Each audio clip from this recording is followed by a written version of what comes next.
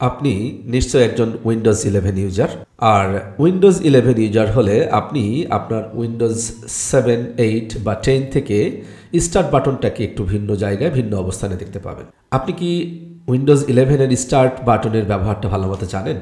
আপনি হয়তো অবলীলায় বলবেন, হ্যাঁ জানি, এটা আবার বিশেষ কি হলো। কিন্তু আমি বলবো না, আপনি হয়তো সেভাবে ঘেটেই দেখেননি।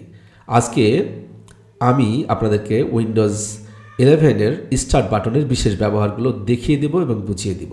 আশা করি আজকের পর থেকে উইন্ডোজ 11 অপারেটিং সিস্টেমের স্টার্ট বাটন নিয়ে আপনার কোনো দ্বিধাদ্বন্দ্বে ভুগতে হবে না। So let's check it out.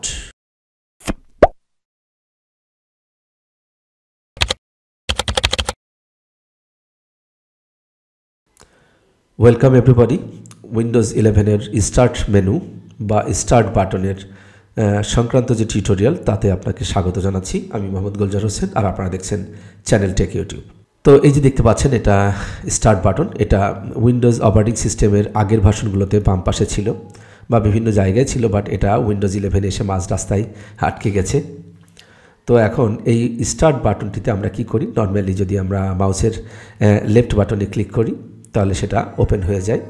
R open হলে এখানে বিভিন্ন প্রোগ্রাম সাজেস্ট করে, অর্থাৎ যে সকল প্রোগ্রাম এখানে পিন করা আছে সেই সকল প্রোগ্রামগুলোতে আপনি সহজেই আপনি মাউসে ক্লিক করে ঢুকে পড়তে পারেন।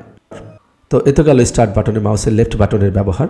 তো আপনি যদি এখন এই স্টার্ট বাটনের উপর মাউসটা রেখে যদি রাইট বাটনটি চাপেন তাহলে দেখবেন আরেকটা সাবমেনু, অর্থাৎ একই স্টার্ট বাটনের ভিতরে দুইটা ফাংশন ঢোকানো রয়েছে। একটা হচ্ছে আপনি লেফট বাটনে ক্লিক করলে স্টার্ট বাটনের অন্তর্ভুক্ত যত বা আপনার কম্পিউটারের যত প্রোগ্রামগুলো ইনস্টল করা আছে বা আপনি ইনস্টল করেছেন সেগুলোতে আপনি অনায়াসেই ঢুকে পড়তে পারবেন। আর মাউসের রাইট বাটনে ক্লিক করলে আপনি কম্পিউটারের বা উইন্ডোজ অপারেটিং সিস্টেমের ইন্টারনাল যত সেটিংস রয়েছে সেই সেটিংসগুলোকে আপনি এক নজরে এখান থেকে আপনি সার্চ করতে পারবেন।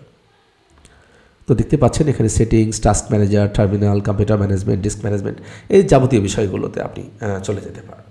তো আপনাকে যাবতীয় বিষয় খুঁটিনাটি করে দেখানো আজকে টিউটোরিয়ালের উদ্দেশ্য নয়। আপনি স্টার্ট বাটনটাকে কীভাবে আপনি আপনার মতো করে কাস্টমাইজ করে নিতে পারবেন সে বিষয়টা নিয়ে আজকে আলোচনা করব। So let's get started. তো আমরা সচরাচর আবারও সেই স্টার্ট বাটনটাকে কাস্টমাইজ করতে হলে আপনাকে প্রথমে এই যে স্টার্ট বাটনের উপরে মাউসটাকে নিয়ে লেফট বাটনে ক্লিক করবেন, করে আপনি যে সেটিংস অপশনটা দেখতে পাচ্ছেন এখানে, সেটিংস অপশনটা আপনি যদি এখানে না পান তাহলে আপনাকে বললামই তো যে আপনি উইন্ডোজের একেবারে ইন্টারনাল বিষয়ে যেতে হলে আপনাকে মাউসের রাইট বাটনে ক্লিক করেও কিন্তু আপনি সেটিংস অপশনে যেতে পারবেন। দেখুন এই যে দুই জায়গাতেই সেটিংস অপশনটা রয়েছে, এখানেও রয়েছে, এখানেও রয়েছে। আপনি যেখান থেকে দেখতে পান না কেন আপনি সেটিংস অপশনটাতে চলে যান।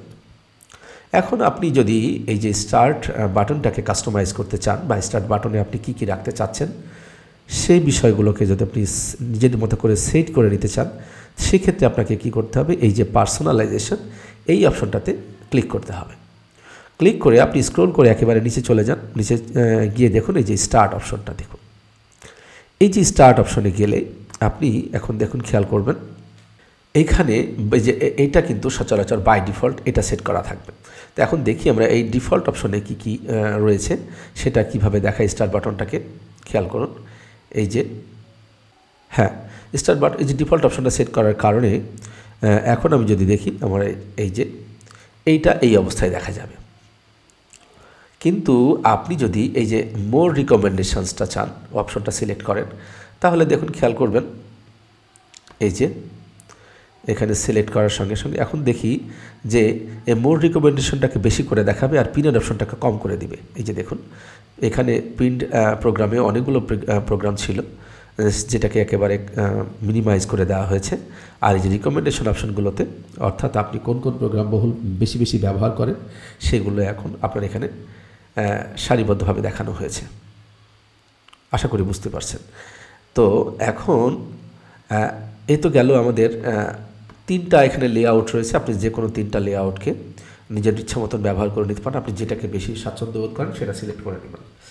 সো এই তো গেল স্টার্ট বাটনের তিনটা লেআউট। আপনি লেআউটের বাইরে গিয়েও কিন্তু অনেক কিছু এখানে সেট আপ করে নিতে পারবেন, যেমন শো রিসেন্টলি অ্যাডেড অ্যাপস, এটাকে যদি আপনি চাইলে অফ করে দিতে পারবেন, আবার এটাকে অন করে দিতে পারবেন। যে কোনো সময় যে কোনো জায়গায় যখন ইচ্ছে আপনি করে নিতে পারবেন। এই যে শো মোস্ট ইউজড অ্যাপস এটাকেও আপনি যদি ক্লোজ করে দেন তাহলে আপনি এখানে অনেক কিছু দেখা যাবে না। দেখুন যে মোস্ট ইউজ অ্যাপগুলো না এখানে দেখা যাচ্ছে না। আর এটা আরও দেখি আমরা, এই যে সব শেষে এই যে এখানে ফোল্ডার অপশনটা দেখতে পাচ্ছেন, এই ফোল্ডার অপশনে ক্লিক করলে আপনি স্টার্ট বাটনের একেবারে পাওয়ার অপশনের বাম পাশে আপনি কোন ফোল্ডারটাকে নিজের মতো করে নিতে চাচ্ছেন, অর্থাৎ আপনি ওই ফোল্ডার থেকে আপনি সরাসরি আপনার কম্পিউটারে প্রবেশ করতে পারবেন। যেমন আপনি যদি মনে করেন যে আপনার স্টার্ট বাটনের একেবারে পাওয়ার বাটনের বাম পাশে আপনি ভিডিও অপশনটা রাখবেন, তাহলে এখানে ভিডিওটা যদি আপনি এখানে অন করে দেন, তাহলে দেখবেন এই যে খেয়াল করুন, এই যে অর্থাৎ এই যে পাওয়ার বাটনের পাশে ভিডিওটা, আমি এটাকে এখন যদি ক্লোজ করে দিই, খেয়াল করেন ক্লোজ করে দিলে এটা কিন্তু এখানে আর থাকবে না। তখন আপনি ওখানে আর একটা জিনিস নিয়ে আসতে পারবেন বা একাধিক জিনিস আপনি এখানে নিয়ে আসতে পারবেন। দেখুন এখানে আমি বেশ কয়েকটা জিনিসকে আমি করে দিচ্ছি। এই যে ইন্টারনেটের নেটওয়ার্ক অপশনটা এখানে দেখাবো আমি, তারপরে মনে করেন আমি পিকচারগুলোতে ঢুকবো সরাসরি, তারপরে ডাউনলোড অপশন, মানে আমি ডাউনলোড ফোল্ডারে চলে যাব এখান থেকে, আর অথবা আমি সেটিংসটাকেও এখানে দিয়ে রাখবো। তো এতগুলো অপশন যখন আমি অন করে দিলাম, দেখুন এখন স্টার্ট বাটনের পাশে অর্থাৎ পাওয়ার বাটনের বাম দিকে সবগুলো দেখা যাবে, এই যে settings, network, picture and download folder. So এইভাবে আপনি চাইলে আপনার স্টার্ট বাটনটাকে আপনি আপনার মতো করে কাস্টমাইজ করে নিতে পারবেন। সো এই ছিল উইন্ডোজ 11-এর স্টার্ট বাটনের আদি অন্ত। আশা করি আজকের এই টিউটোরিয়ালটি আপনাদের কাছে ভালো লেগেছে। ভালো লাগলে অবশ্যই আমার এই চ্যানেলটিকে সাবস্ক্রাইব করতে ভুলবেন না, আর বেশি বেশি করে কমেন্টস লাইক তো আশা করতেই পারি। ধন্যবাদ সবাইকে, আল্লাহ হাফেজ।